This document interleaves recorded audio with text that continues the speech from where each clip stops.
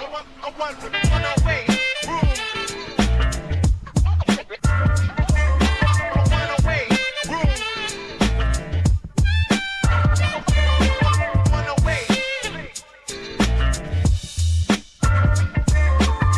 name you drop got roots in the grind. History speaks loud, just listen to the line. We struggle to shine, we honor the climb. We're losses hit deep, but sharp in the mind.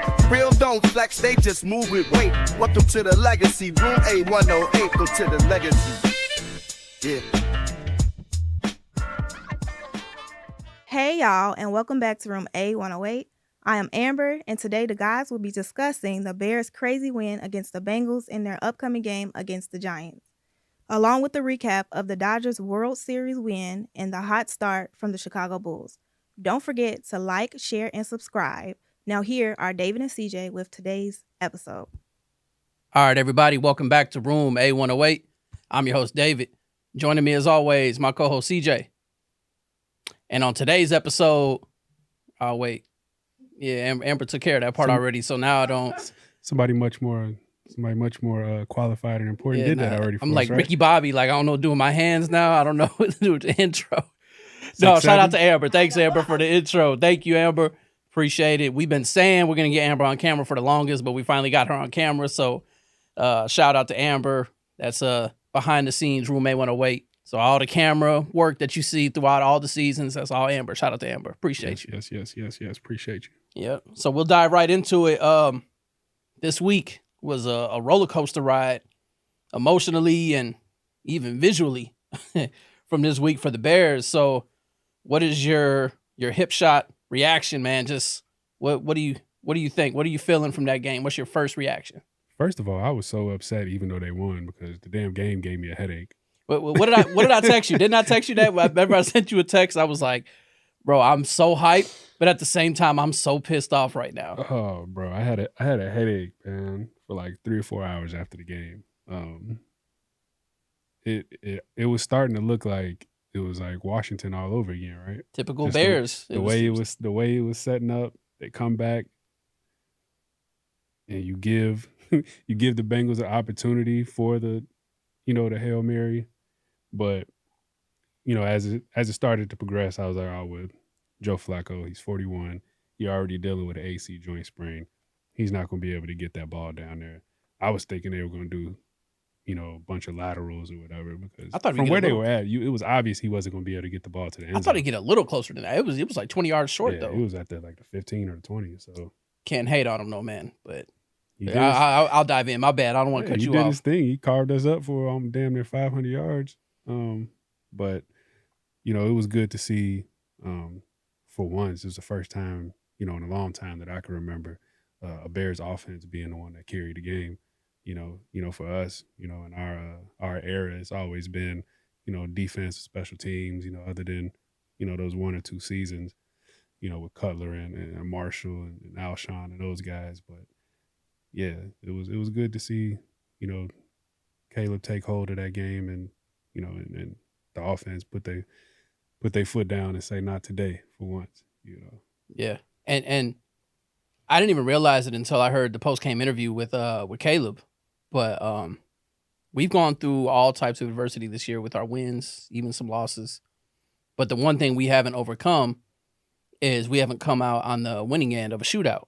So he was like, it's good to be on the winning end of that. So that's something I didn't even think about. Like, that's, first of all, we're not used to being in a shootout because our offense is non-existent most of the time. So to see us, like you said, be carried by the offense significantly, 47 points. I mean, I don't even know if I remember us scoring that many points in my lifetime, ever.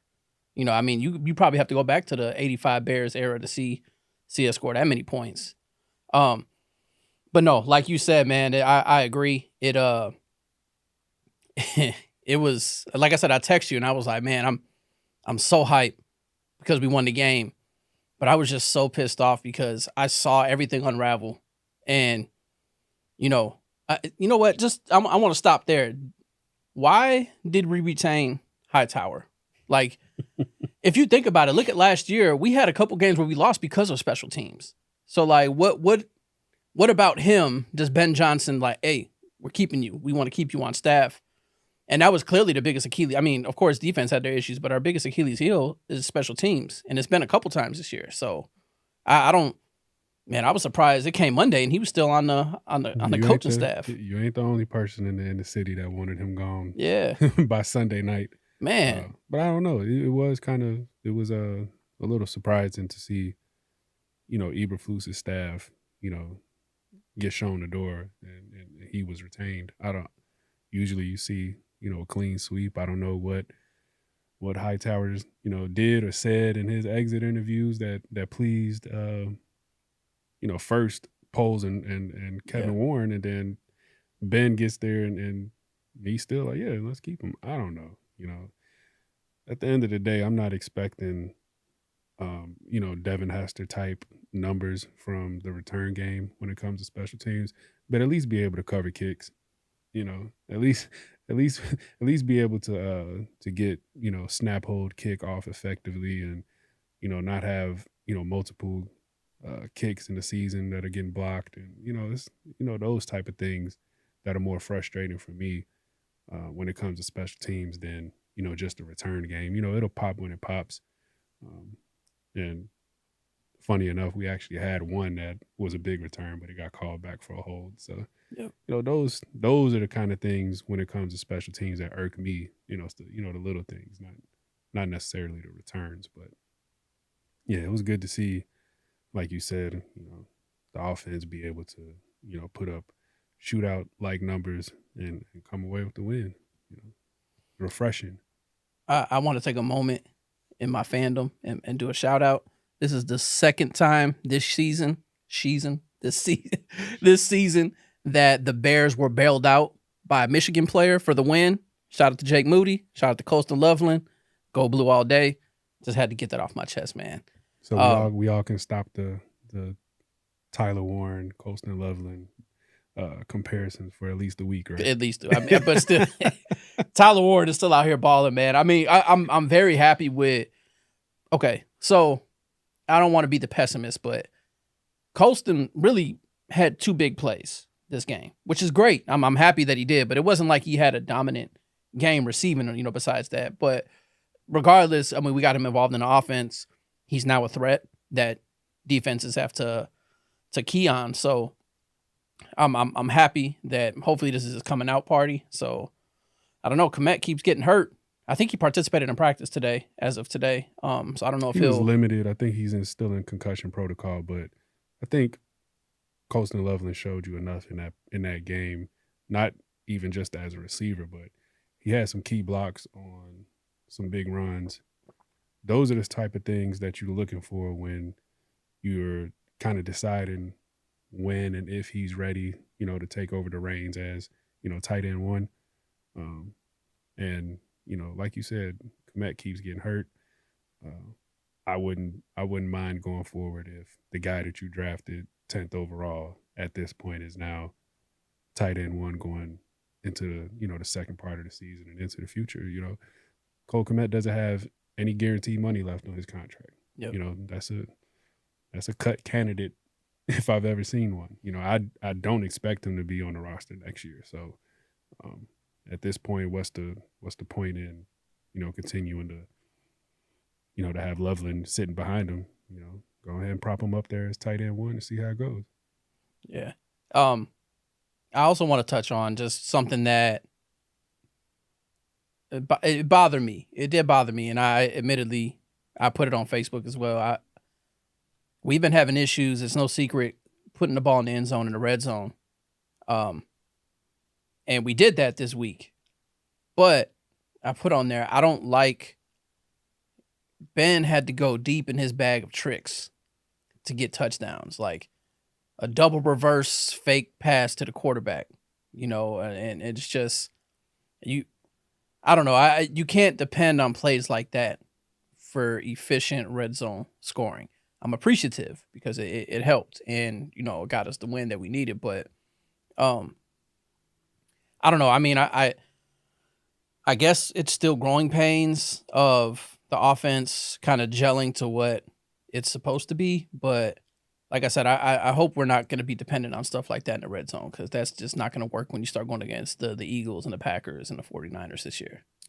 I had a two-part response to that. One, I think we've been kind of repeating the same thing for like 2 or 3 episodes now, that the Bears aren't going to turn into the team that we want them to be and they expect to be until, you know, that their percentage of touchdowns in the red zone goes way up. Mm-hmm. You know, they cannot keep settling for field goals at the rate they have. So until, you know, we see them, you know, be dominant when it comes to, you know, the red zone, it's going to be what it's been, you know. Secondly, I was tagged in a weird comment, and I've actually seen it, you know, scattered around, you know, social media as well. The comment I was tagged in was, if you have to run trick plays in your offense, your coach doesn't trust the quarterback. Mm. My response to that was, does that mean that Ben Johnson didn't trust Jared Goff for the years he had him? Because that's Ben Johnson's thing. You know, he's creative. He likes the trick plays. He likes to try to catch teams off guard. And even more so, what does that say about Kansas City and Patrick Mahomes? I mean, tell me Andy Reid and company don't trust Patrick Mahomes? They probably lead the league in trick plays, you know? Yeah. So, I don't know. I see why, you know, someone would say that or think that, but I don't subscribe to that train of thought. You know, at the end of the day, football doesn't have to be, you know, 3 yards in a cloud of dust down the field anymore. It doesn't have to be that. It's 2025. We don't have to play football like it's 1940 anymore. You know, if you got some plays where you know, catch some guys off guard, you know, on defense, you know, let's run them, you know. And when it turns out the way it turned out a couple of times, you know, this past Sunday, why should anybody be, you know, be boo-hooing about it? You know, it got the job done. It got you a touchdown. It got you a first down on a big play on another play. So, you know, it is what it is, man. Enjoy the ride. You know, we want to piss and moan about everything at this point as Bears fans. So even when things are going well, you know, we gotta ha-ha. Like, no, just enjoy the ride. It's gonna get greater later. Enjoy the bumps now, because I think, you know, in the years to come, when the defense gets healthy and rolling and they can match what the offense is doing, you're looking at a you know, a top 5, top 6 team in the NFL, you know, for years to come, in my opinion. Speaking of defense, man, Austin Booker, he looked pretty good, man. His season debut, especially in the second part of the game. I think he came on a lot better later in the game than in the beginning, and you know, with the way the injuries are going on the defensive side of the ball, they're gonna need him. They're gonna need him to step up and make some plays down the stretch for them to, you know, keep stacking up wins for sure. Also, I mean, we the whole Bears fan base is quick to trash our offensive line for the last numerous years. I want to take time to give them credit. We had quite a few viral videos this week of Bears linemen going above and beyond, getting nasty pancakes on their defender, driving them 10 yards, 15 yards downfield. Seeing it all over TikTok, and I love it. So, you know, this is one of the things that I criticize Bears fans, so I don't want to be a hypocrite. So I want to give credit to the offensive line that they are gelling. Ever since Braxton Jones got benched, that unit just looks really, really good out there. From, you know, Jackson had a great game. Darnell Wright had a great game. Tooney's had a great season. You know, Wright's had a good season too. He's like the 6th ranked tackle overall, left and right. Yeah, like, you talking about somebody entering, you know, consideration for All Pro this year. He had one of the blocks too. I mean, and that wasn't Like at first when I saw it, I'm like, oh man, he got that linebacker. No, that was a D end. Like that was a legit guy, just as big, if not bigger than him. Completely wiped him out of the play to the entire other side of the formation. Like, loved it. You love to see stuff like anybody who's ever played football, that Monday after the game, when you're watching that game film, those are exactly the plays that everybody gets up and like, play that back, coach, run that back, because like you love seeing stuff like that. You love seeing offensive linemen eat. And like I said, we can dish out the negative criticism we have at offensive line, but we have to take the time and appreciate them when they're doing a good job. Are they perfect? No. But they are miles and miles and miles better than they were last year. I mean, you can tell that is one of my frustrations with Caleb, is that I think he's still, I don't know if he has PTSD from last year, but he still does, hold on to the ball a little bit longer. But the fact that he's able to do that without getting pressure, a lot of times, a lot of the pressure is because he's holding on to the ball like 5 or 6 seconds, which anybody is going to get pressure at that point. But fortunately, he can make plays. But, the offensive line, hey, if you watch Room A-108 and you're on the Bears offensive line, we appreciate you around these parts. Hey, man. You know what that sounds like to me, though, right? You giving offensive line some kudos. Sounds like you ready to give Poles a pat on the back. Somebody you had in your crosshairs for. My biggest knock was not drafting a tackle. I still, think we should have got a tackle. I'm drawing a blank. The guy we have in, I'm completely drawing a blank at our tackle that we're starting now instead of Theo Benedict. Mm-hmm. So I mean, who would have thought that he would have come in and been serviceable? I mean, he's not great, but he's much better than Braxton Jones. He's a road grader in the run game. Leaves a lot to be desired when it comes to pass blocking. Yeah. So if you can establish the run early, maybe get a lead, make sure the game is close so you don't, have to turn to, passing on every down, you're going to put him in a lot better position to succeed. But yeah, he's huge. He's like 6'7", 6'8". Like the dude is huge. He's a monster. You get him going downhill in a run game, that's what I was going to say too. Like for casual football fans, one of the first signs that you want to see from a good quality offensive line is your offensive lineman reaching the second level. So on our run plays, especially when you see us getting 6-7+ yards, you're going to see our offensive lineman right there with the running back. That means we're getting off that first block and getting to the second level to give our running backs that extra block. So I just can't say enough, man. Yes, Poles, hats off to you. I didn't think Jackson was that great of a pickup when we traded for him, but he's proved otherwise. Clearly, Ben Johnson wanted run-first offensive lineman, which our offensive line is definitely run-first offensive lineman. No knock to their pass blocking, but they just work well as a unit. Even Dahlman works well. He's a great run blocker. His pass blocking is a little suspect at times, but run blocking, man, he's great. So I think for now and going forward, I'm going to have a lot of confidence in the moves that Poles makes on the offensive side of the ball, because the moves that he's making is getting the rubber stamp, from the head coach. So offensively on that side of the ball, I'm gonna have a lot of faith in what he's kind of the moves that he's deciding to make. Defensively, there's already one defensive signing that we had questions about the day we heard it. Now he's on IR. He's going to IR with 1 sack for the season. That was in week 1, and it wasn't even really a sack. It was a play where he kind of bumped J.J. McCarthy, and McCarthy fell forward, and he's credited with a sack.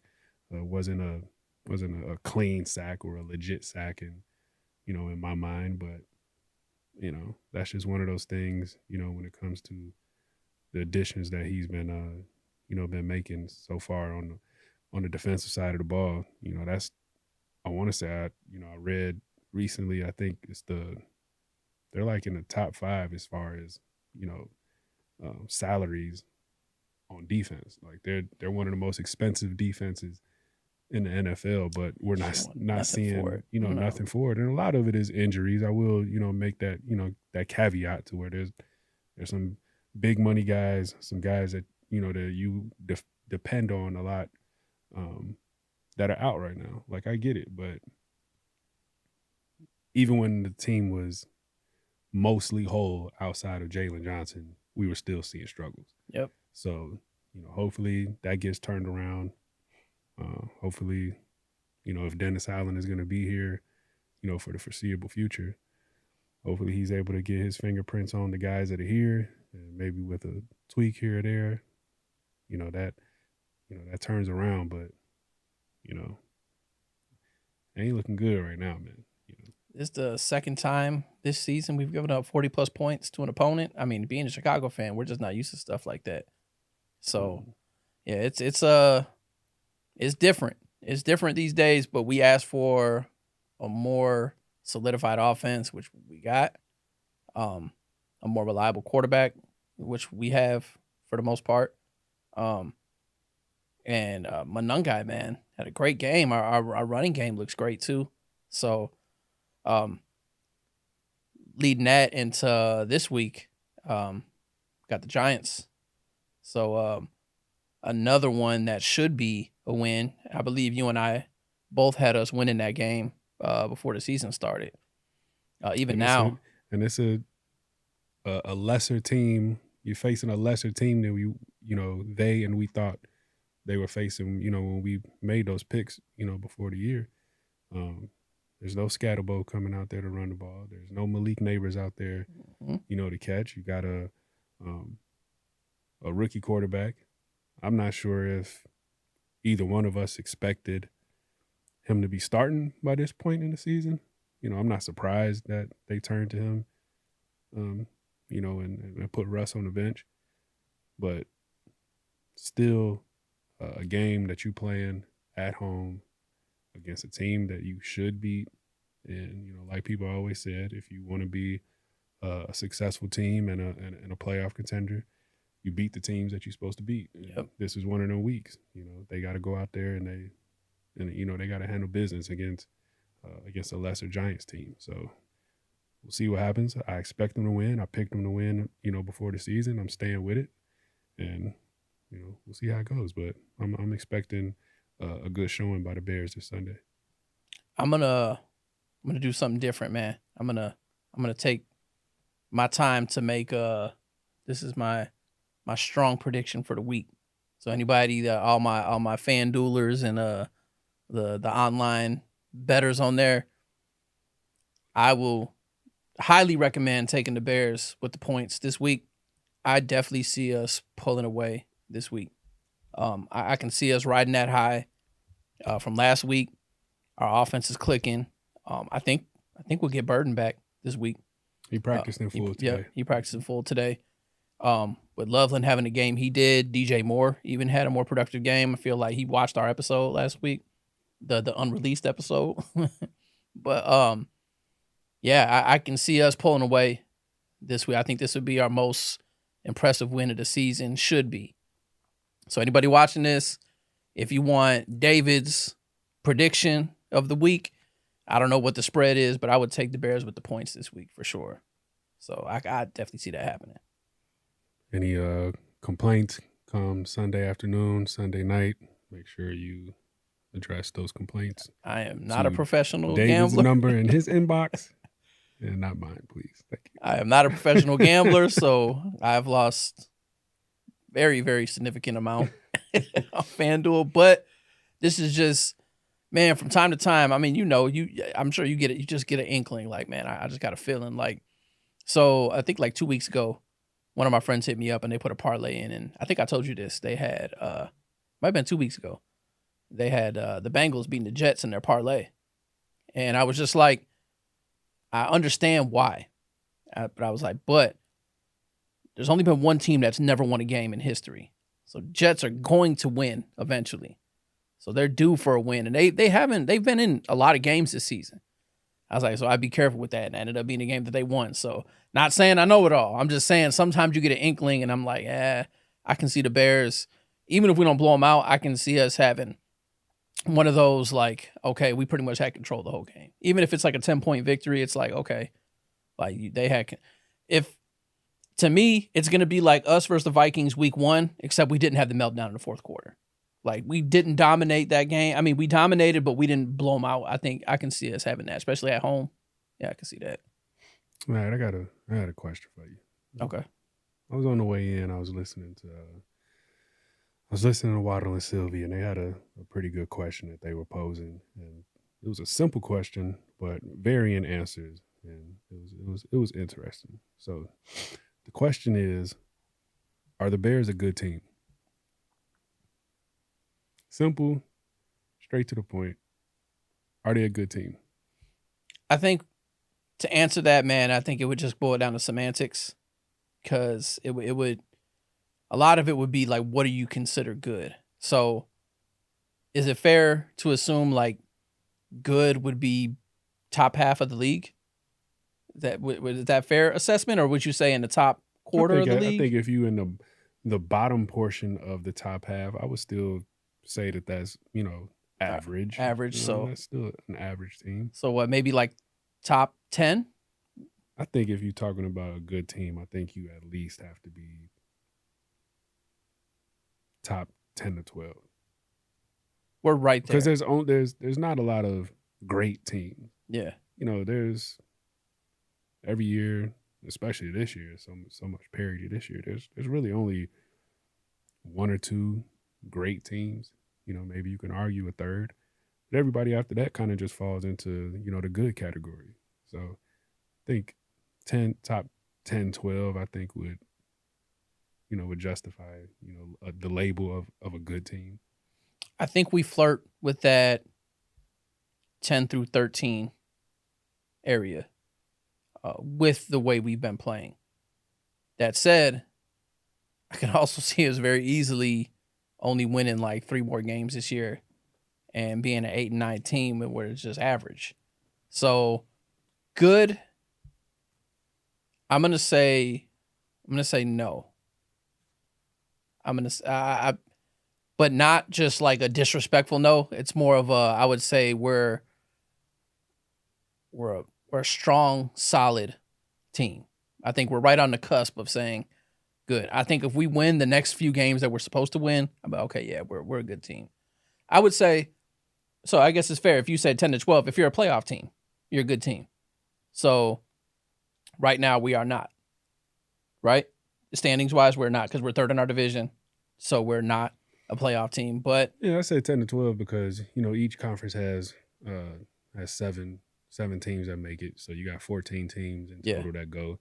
And every year, you can argue that there's too many teams. Every once in a while, one of that 13th or 14th team is a team that barely has a winning record, and maybe you can make the argument that they shouldn't be there. I think there was even a year before where like one of the NFC South teams, won a division, and I think they had a losing record.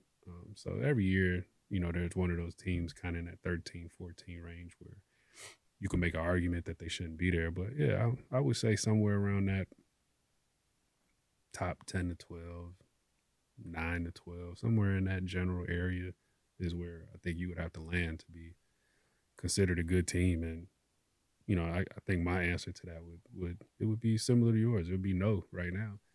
I think they have an offense that's good and, on the cusp of great, actually, with a little bit more experience with a couple of tweaks here and there.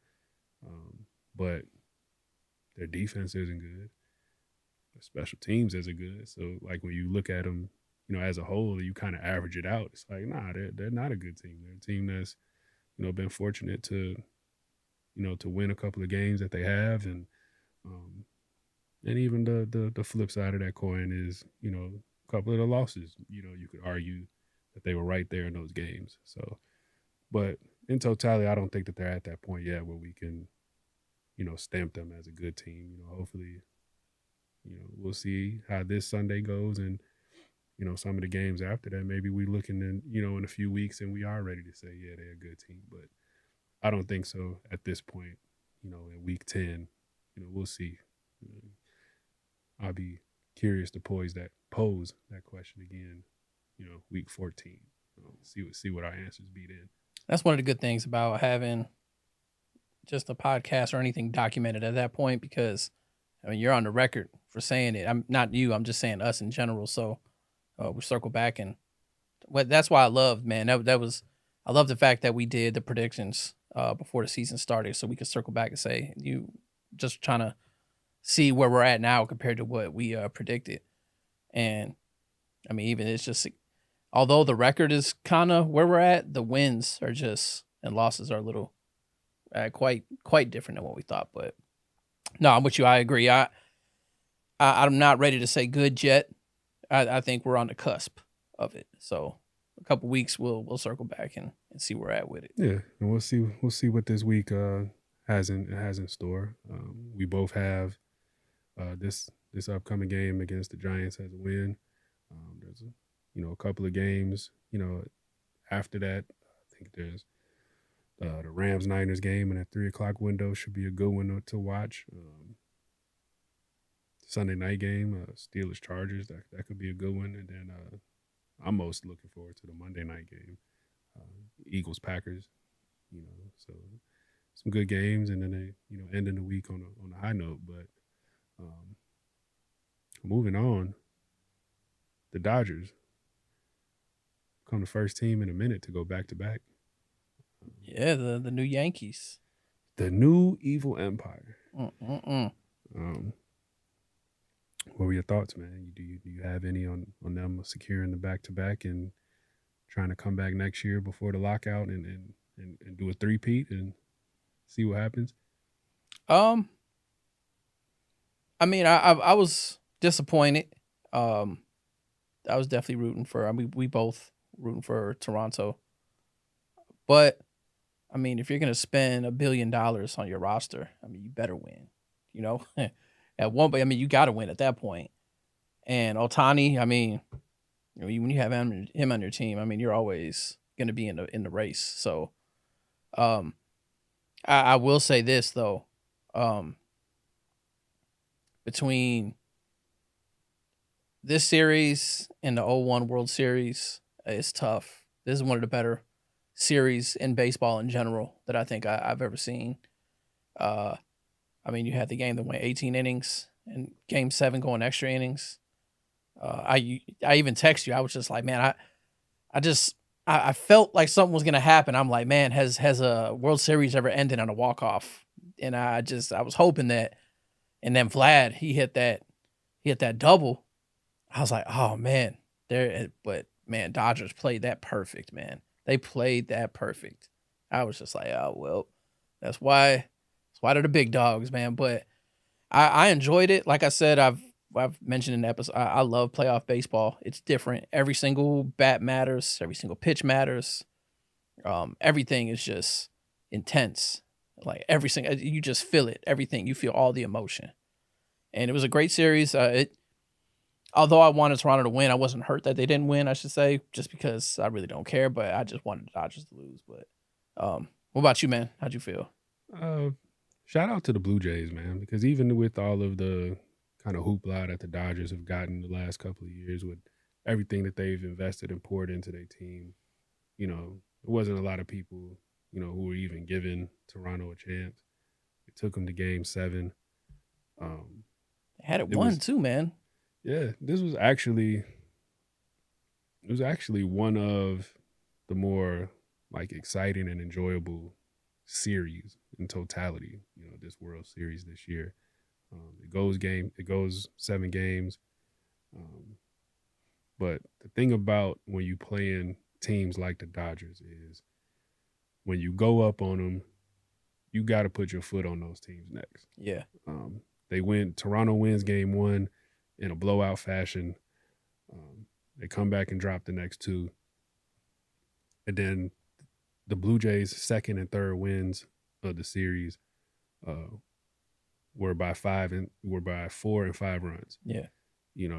So that was kind of, the blueprint. Like, if you want to beat them, you got to beat them convincingly. You can't let them hang around. Like, that's one of them teams that, with all of the firepower on up and down that roster and up and down that lineup specifically, you can't let them hang around. So, they go up, Game 7, they go up 3-0.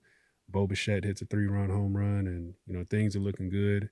You feeling like, especially to go up early, you still got a lot of game left to play. And then, the bats after that, you only put up, one more run in the next, I forget if there was a second or a third inning that he hit that home run, but, you only put up one more run for the course of the rest of the game, and it went 11 innings, so you can't give a team like that many chances, to scratch and claw and get back into the game. And then it just got to a point where, when they tied it in the ninth, you almost felt like you can't let this go extra innings. Yeah. And then once it did, it was like, all right, kind of see where it was going at that point. Yeah. But yeah, shout out to Toronto, man. Another tough loss for Drake and company, but especially to LA. That's what. Yeah, it was the showdown part 2. Now I do want to say, like, so I remember I have such a vivid memory of the 01 World Series, and the only reason why I would give that one maybe the nod over this one is because the underdog actually won. I don't know how much of an underdog they were. I mean, having Randy Johnson on your team, and was it Luis Gonzalez? He's the one that hit the walk-off single, I think, to win the series. But still, anytime you beat the Yankees, and I remember me and my dad at the time, I think I was 01, I was like a freshman in high school, and those games just ran late. And I remember me and him just staying up late every single game to watch. Every game was close, and it was just unreal, man. I mean, that was the big juicing era too, so everybody was on steroids, so everybody was just booming the ball out of there and throwing 100-mile-per-hour fastballs or whatever. But I mean, everybody was on juice, so it was an even playing field, I guess. But like I said, seeing the Diamondbacks win, if Toronto would have won, I think maybe this one would have got the. But I kind of favor that one. Do you have a preference, a World Series that you would say is one of the more exciting ones you've seen besides this one? Biasly 05. Oh, I mean, absolutely. 05 for sure. But I can't think of one, in the last handful of years or so that I would say, was better or more exciting than this one. I thought this one had was a really good one for sure. You think they come back and finish the three-peat? I will say that if they do come back next year and they even sniff another World Series, in a weird way, it's kind of given the owners even more of a case for the salary cap. Absolutely. You know what I'm saying? And the very reason why they want it, and to try to implement some more parity and some more competition, and not just having the big market teams and the owners with the deep pockets running the game. This is what they're arguing against. It's teams like LA, owners and ownership groups like the ones that run LA. That's what they're fighting against. So if they come back, and even if they don't do accomplish a three-peat, even if they come close, it's even more ammo for the argument for a salary cap and a floor, because you need both.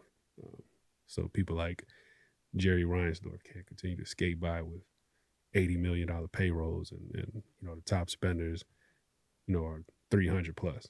You got to get owners like him and the owners of the Reds and the Pirates and the Rockies. You got to make them open up them checkbooks, man, for sure. Yeah, no, I agree. What's going to be hard though is, I mean, the more you win, the harder it's going to be to beat them. They just have that experience. They got the playoff experience. They got the World Series experience, big game experience, and it's just going to be harder and harder to beat them. But I will say, they'll go down as one of those teams, like 20 years from now, if we're able to talk about stuff that we've seen around this time, this is going to be one of those franchises. Be like, yeah, man, this is a dynasty. So, yeah, we'll see. We'll see what happens. I don't know. You could pretty much bank on a lockout probably happening next year, right?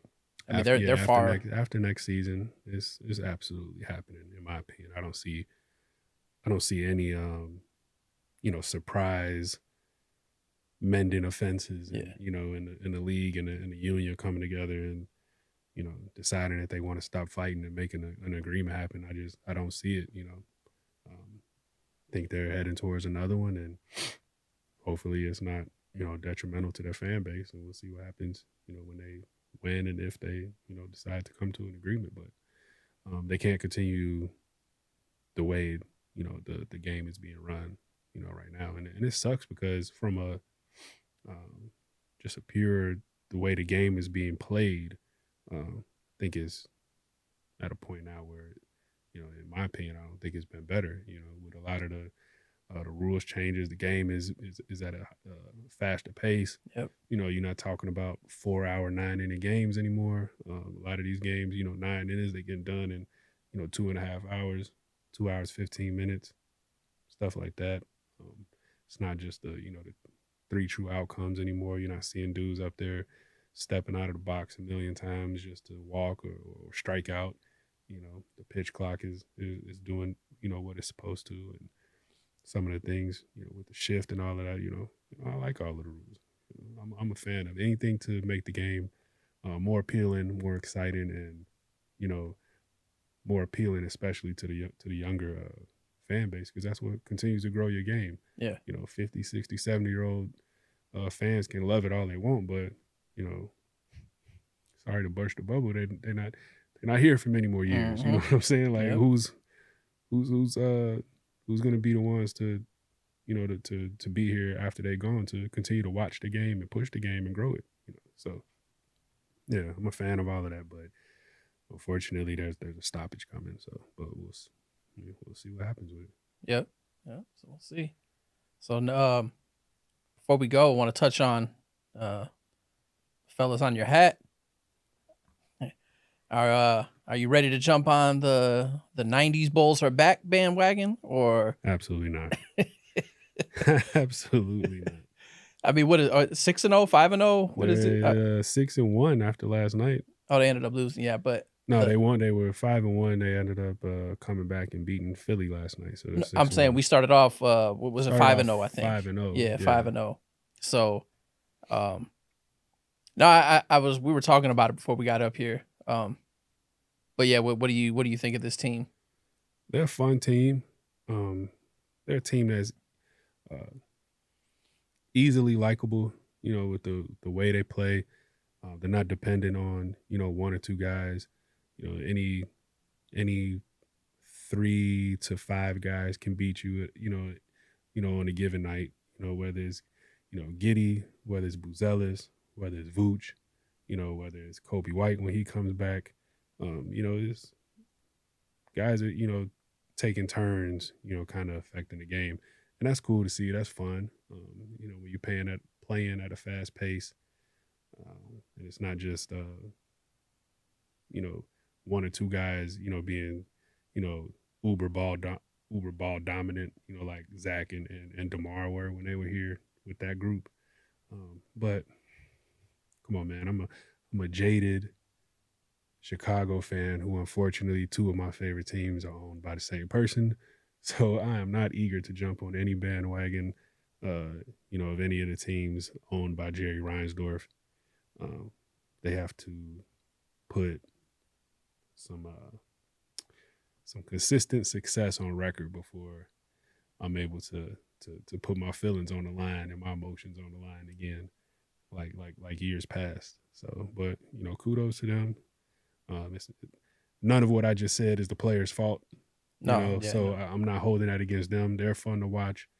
You know, I go on the on the black web and you know watch the games. You know, illegally when I can here and there because I'm not paying for no damn Chizen or none of them other sports networks that you can't get over the air no more.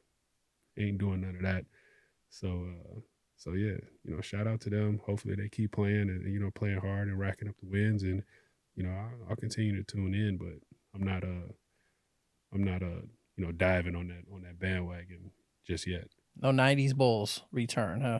All right. No sir. So which who's Jordan on this team? Stacey King.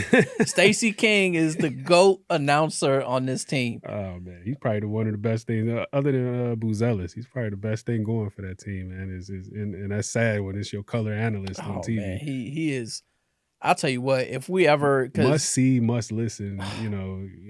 When you have the option, I mean, living in Chicago, you got the option to watch the regional channel. Where sometimes when we have the national game, I'm always gonna watch the regional. You know, like his nicknames for people. Vucci Mane. Vucci Mane is hilarious, man. Or calling any white player with a good 3-pointer hot sauce. So it's like he's got nicknames for everybody, man. But I love it, and the fact that he's part of that first 3P team, man. It's just having the nostalgia of him being a part of that, man. It's awesome. Anybody that hasn't had a chance to at least hear some of his color commentating for the game, go on TikTok or Instagram. See his Elizabeth. I'm coming to you, Elizabeth. Anytime there's a close game, man, he just shows out. But it is great. He is over the top biased towards the Bulls, just like you should be for your hometown team. But it is, if anything, like you will be entertained by him throughout that game. But shout out Stacey King. You got 2 fans over here at Room A-108. Oh, awesome, sure. Man. If you ever want to come on Room A-108 and teach us some of your how to nickname people, we have a seat for you anytime you want. Well, we got a couple of spots. We'll let him pick. He can take my seat if he wants. Yeah. Well, just to piggyback on what you were saying, like I'm not sold on the Bulls. Like I can see us. I mean, I'm glad we're doing well. I don't want to sound like I'm not happy. I'm happy we're doing well. It's a team that I wouldn't expect to have all this success because we have like a team full of role players, like you said, which could be our strong point. But I see us same as usual, being on the cusp of playoff playing game, losing to Miami. Same thing. Like I can see us going, but in the meantime, I'm enjoying the ride while it's good. I don't want to just sound still too much bad juju, still too much stank on that team just from the front office alone. And a lot of the moves that they've made or moves that they've decided not to make over the last, however many years it's been since, AK and Mark Eversley have been there. Like they got so many wrongs to right before you even come close to like saying like, yeah, I believe in what they got going. Like, no, it's too much stank on them for me to to come close to it yet. So tell me if I'm tripping, man, because you'll definitely let me know if I'm being a rational man. Yeah, you tripping, bro. All right, cool.